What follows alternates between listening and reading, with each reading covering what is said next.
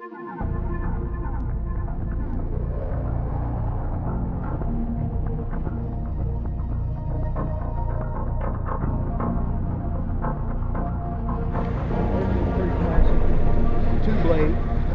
collie prop, and it's just square on the tips. You know, I don't know that rounding the tips or squaring the tips off have really any effect on it, because it's pretty inefficient out here. Most of the work is done right here, down close to the hub. It's not very efficient. Out close to the tip, it's not very efficient. So most of the work's done right here where it's the widest. This one would be like all the ones we've seen so far, a constant speed propeller. Those will change. They'll you set an RPM that you want. The governor then modulates a piston inside the dome to keep the engine on that speed no matter what conditions it runs into, or try to keep it on that speed. And so it just forces it to take a bigger bite and lower the RPM, or lessens the angle right here to take a smaller bite and give you more RPM. Down here we have what we call a constant pitch prop. It's simply just a hunk of aluminum ground to a specific pitch, and you can't change it during flight. That's what it is, it's what it'll always be. So you have a specific RPM you'll reach with this engine, pulling that prop, and that's it. Now they can be rated as a climb prop or a cruise prop. A climb prop is going to have a lower pitch and go higher RPM. And then a cruise prop will have a coarser pitch and will be a little bit less in RPM.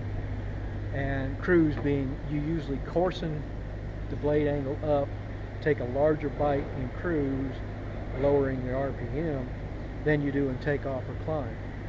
You want everything forward for takeoff and climb, which puts it in the lower pitch. This one never changes. You don't have a propeller control. You don't have a propeller governor. What you got's what you got. Blade, and you can see this one's a little fatter as far as the width goes, and it's it's basically just got more horsepower driving it. And let's see if I can find a place where we might address that. If I find a place where we need to address it. Our pilots aren't too hard on these airplanes, charter airplanes. We don't see too many nicks on them. They don't go into unapproved scripts. They don't use the reverse a lot. You can tell if they've been using reverse a lot by how much the back of the blade, the paint is eroded off of it, and how much the paint here is eroded off. You can see all these little peck marks here are probably from sand and stuff that they kicked up whenever they had it in beta or reverse. Beta is the flat pitch between low pitch and reverse, like they've had on the King Air since they put 4-blade propellers on King Air. Here's what I was talking about, 2 hub halves that are clamped together by all these bolts. Grease zerk, 2 for each blade. This zerk here is for this blade, this zerk back here is for that blade. So typically we'll pull this zerk out, squeeze grease into that zerk until we see it out that hole, and then that blade's greased. So you have to do that 4 times. Pull 4 zerks out, grease 4 blades, put 4 zerks back in. It's just a little more work.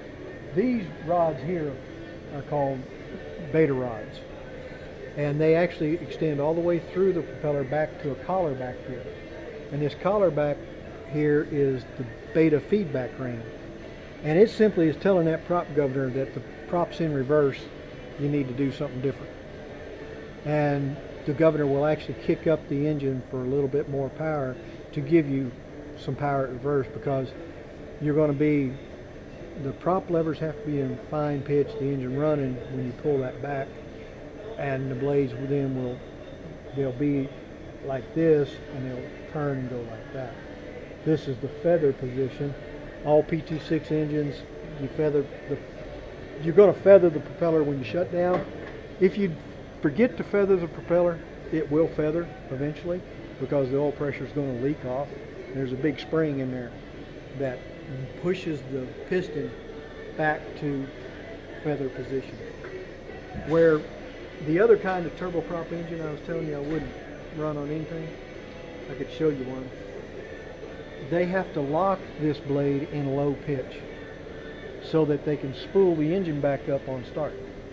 If it goes to feather, you have to, it's got a little electric oil pump on it, you have to pump it back out of feather into the low pitch lock, or you won't be able to start it. It will not spin fast enough with the blade in this position. Where this is a free turbine, that jet engine don't care what position these blades are in. It's going to spool up and start. Once the oil pressure gets up there, then this blade will come out of feather. Do you think there's going to be a kind of big shift in the multiple blade direction, or is things going to just kind of? It seems to be going that way. You know, TBM, Pilatus are all putting 5-blade props on their airplanes. I'm not sure King Air they don't have a 5-blade for King Airs now. The big thing on King Airs right now is they got, this is a 5-blade TBM. They got a scimitar blade, a swept. It's a swept scimitar blade. It looks like the blades wrap around the front of the engine. And there's a 5-blade prop. Now this one is a composite prop. This is the old Hartzell. This is basically, except for the way, this is the scimitar leading edge I was telling you about. Straight back scimitar leading edge. This is basically the caravan prop that we rejected several years ago, redone. The caravans didn't have quite that much sweep. They weren't that short. Of course, this one has to be short because it's just on a smaller airplane. But, you know, there's an $85,000 modification. Take your 4-blade off, put that on, only costs you $85,000. This is the nickel leading edge. Now, I was telling you about nicks and chips and stuff and dressing them out. You don't do that with this. You can't. If you do that, you ruin the blade, you got to get another blade. If you get a nick in one of these, you just live with it.